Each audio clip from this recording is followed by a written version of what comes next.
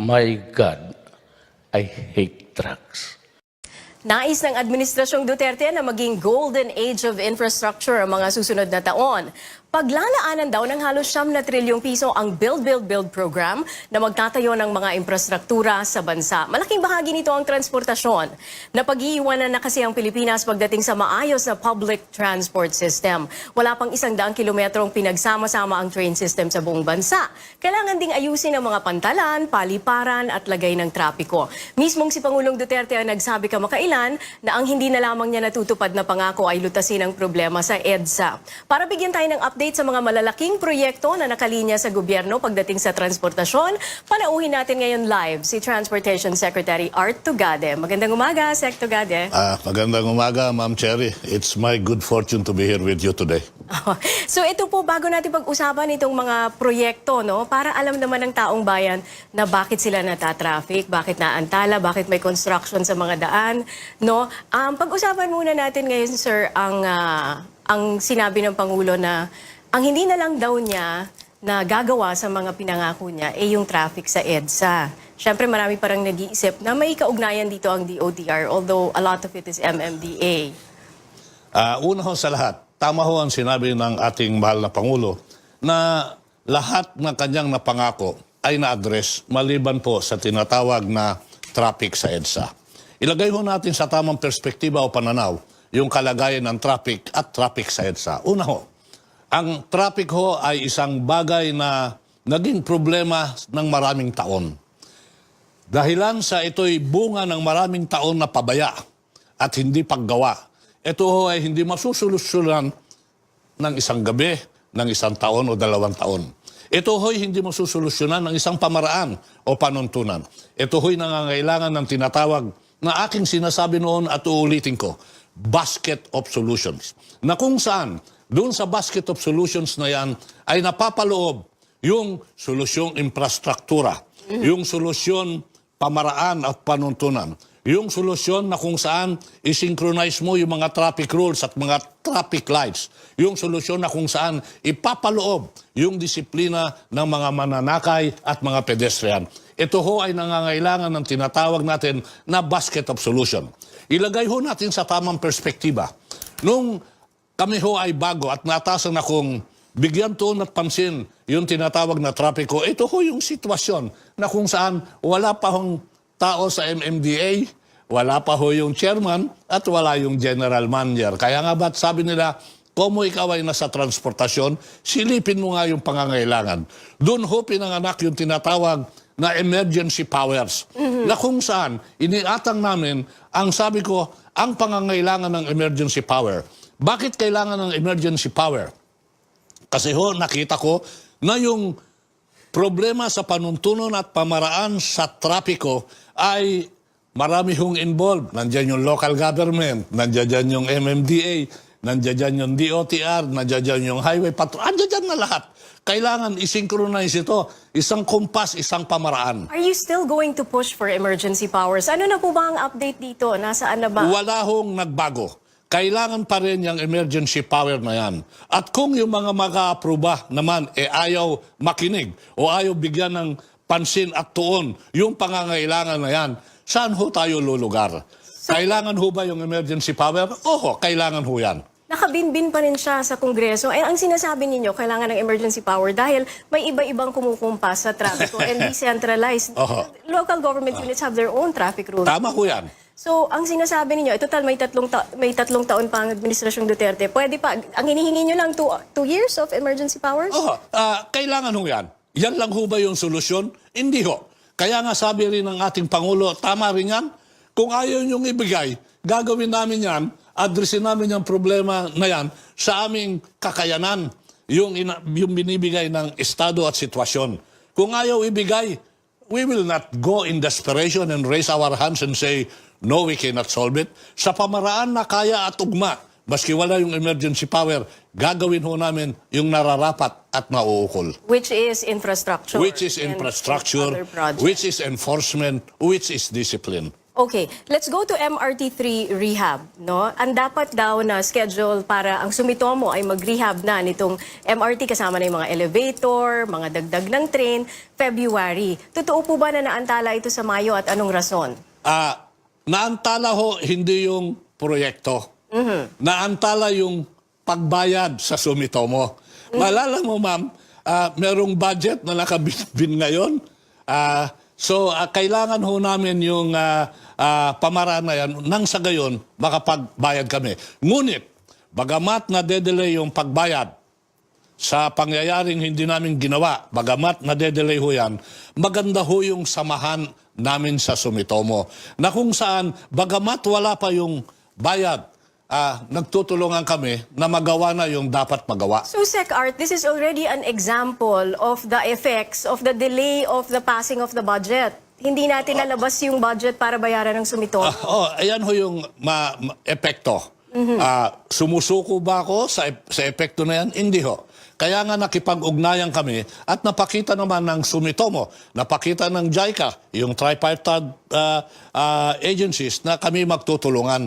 We will work it out so that, notwithstanding the delays that is caused by the down payment or the payment, the deadline on the completion of the project as of this time will still be on track and on time. So, kailan po magsisimula ang Sumitomo to take? Nag-uumpisa na ho sila. Ngayon, nagtutulungan na ho kami. Okay. Speaking of delay, ito namang dahil election season, so magkakaroon ng election ban on spending for the project. So humihingi nga po ang gobyerno, kayo, at ang NEDA ng exemption sa mga proyekto para doon. Ilang pong proyekto ng DOTR ang humihingi ng exemption from election? Marami ho yan. Meron kaming exemption sa Riles, sa Pantalan, sa airport. Sa Riles lang ang napapansin ngayon na hiningi namin exception kasi mga major and principal projects. Ito ho, nandiyan dyan yung pagtatayo ng mga Riles sa Magbuhat sa Tutuban hanggang Clark. Riles na gagawin natin from Tutuban, Calamba, papuntang Bicol. Yung Riles na gagawin natin dito sa Mindanao. Of course, nandiyan ho yung subway. Madami hong mga proyekto yan. Can you enlighten us? Anong magiging epekto kapag halimbawa hindi na-aprobahan or magkaroon nga, maapektuhan kayo nitong election ban on spending? Yung mga proyekto namin, kung saan humingi ho kami ng exemption, wala ho naman kaming duda na ibibigay yung exemption. Kasi major project ito. These are priority projects. These are major projects of the government. At nakaatang na yan, nakasulong na yan. So, ang feeling ko dyan, hindi maapektuhan. Kaya yung targets natin at yung deadline ay maa-achieve pa rin, ma'am. So we're not moving the target. Nandun siya. I am not moving the target. My style of management is, the target is there. We adjust the mechanisms and the implementations to meet the target. But the target and the deadline is there to meet. Kasama dito yung mga Riles na sinabi nyo nga, Sec Art, sa Clark Airport yon. So kailangan talagang i-connecta yon sa Metropolis, sa Metro Manila. And speaking of airport, meron ding Bulacan Airport, na in the works ngayon. Ano po ba ang nasang level na ito? It's already up for Swiss challenge. Opo, tama ho yung sinabi nyo. It's already up for Swiss challenge. Ano ho yung ginagawa ng ating kagawaran ngayon? Tinatapos ho natin yung tinatawag na terms of preference. Na kung saan, kung yung terms of preference ay matapos, then pwede na hong umpisahan yung Swiss challenge. Tanong, kailan mo gustong gawin yung Swiss challenge? Sagot, sa lalong madaling panahon. Kung ako gusto ko, by the second quarter, nakakasana yung Swiss challenge. Explain ko lang ho ng konti yung Swiss challenge. Ang pamaraan ho ng Swiss challenge ay ganito ho. Ilalagay namin at ilalahad yung mga terms of preference that is related to the Swiss challenge. Kung meron ho nag-challenge yan, all the proponent has got to do is to match the challenge, match the offer, and then the project goes with them. Pag naging mas maayos yung kanilang presentasyon, kahit na may nag-challenge, sa kanila pa rin pupunta yung proyekto. Basta ma-match yung challenge, sa kanila pa rin. So, ibig sabihin nito, Sec, moving target pa itong Bulacan Airport, hindi pa, meron ba na ba itong target completion? Meron hong nailatag na target completions dyan, yung mga proponent.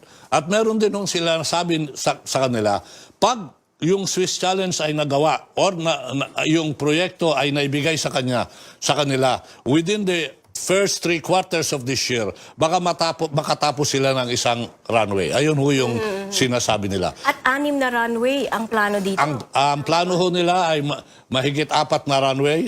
Hindi ho nila sinasabing matatapos yan sa termino ng ating Pangulo, yung lahat ng runway. Ang mangyayari po dyan ay matatapos yung isang runway.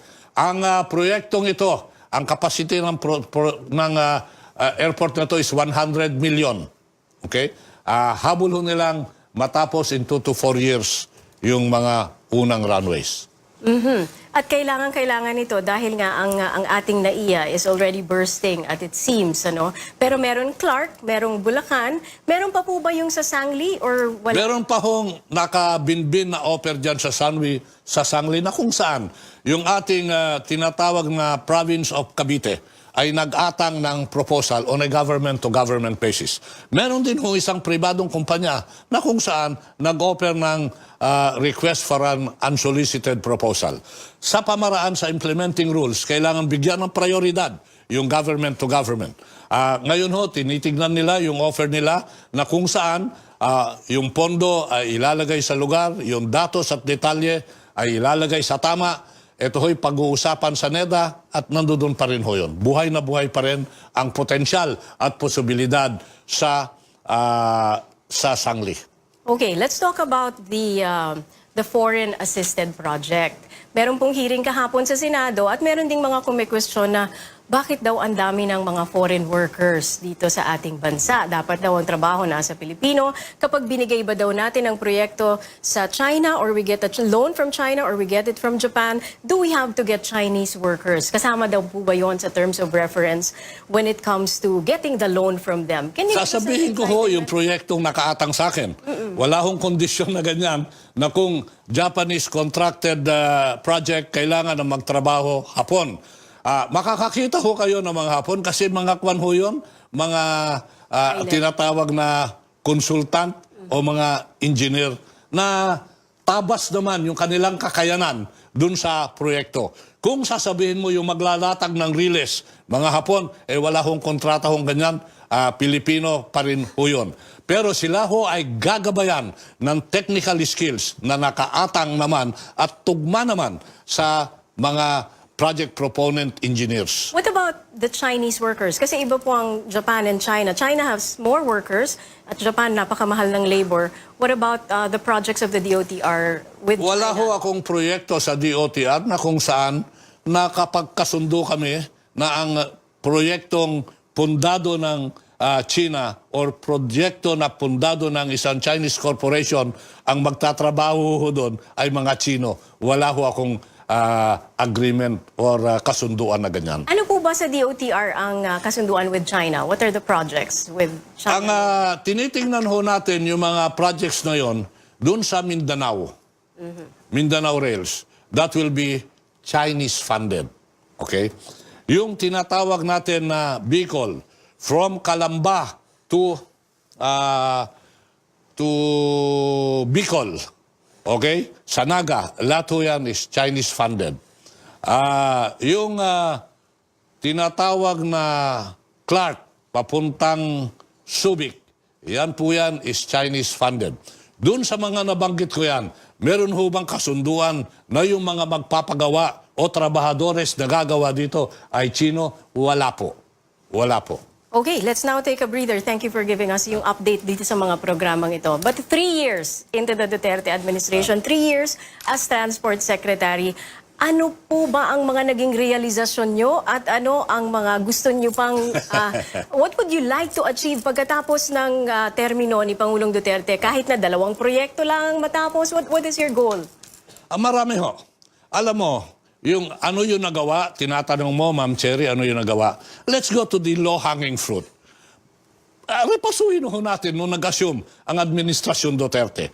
Hindi ho ba nandiyan yung problema ng plaka? Hindi ho ba natapos na yan? Yung problema na lisensya, hindi ho ba na-address na yan? Yung problema, these are low-hanging fruit. Ng laglag bala, hindi ba na-address ho yan? The conversion and the rebirth of the NAIA International Airport from the worst airport to the most improved airport, hindi ba narating na ho yan? Hindi ho ba? Nung nakaraang buwan, o mga nakaraang 2 buwan, yung star rating ng siyam na airport dito sa Republika ay binigyan ng star rating na kung saan sinasabi nila, ito maganda yung punctuality record ng mga paliparan na ito. Yung Clark nga, naging 2-star rating eh. Ito ho. Pero anong gusto ninyo bago kayo bumaba sa pwesto? Ano yung parang, basta magawa ko to, okay na ako as a transportation chief? Ang gusto ko, ma-address yung major projects sa bawat sektor ng transportasyon na aming tinatanganan ngayon. Sa rails, matapos ho natin yung tinatawag na subway.